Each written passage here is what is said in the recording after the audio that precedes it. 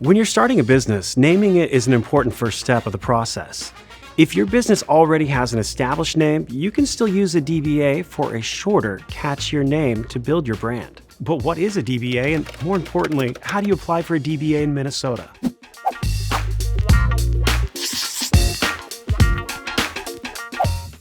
DBA stands for Doing Business As. You can think of it as a nickname for your business that differs from its legal name.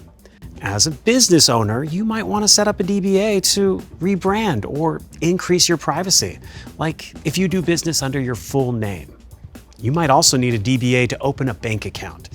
Is a DBA right for your business, and how is a DBA different from a business entity like an LLC? For more information, let's hear from an attorney in the LegalZoom network. A DBA, also called a trade name, is just a brand name that you can use that's customer-facing, which is attached to your actual LLC. The difference between an LLC and a DBA is that an LLC is an actual registered entity with your state, and a DBA is really just a brand name that's customer-facing, which is not your full LLC name.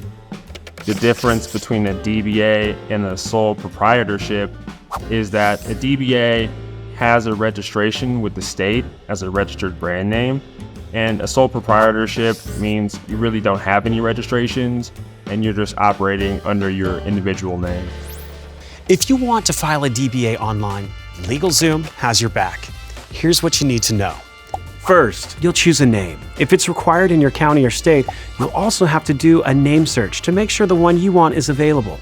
We'll take care of the preliminary name search for you. Then comes your DBA application filing. You'll need to fill out our questionnaire so we can help you file the required DBA forms in your state or county. If you're filing as a sole proprietor, be sure to have an employer identification number, or EIN, set up. This helps keep your Social Security information private when you do business. EINs are also required if you plan on hiring employees.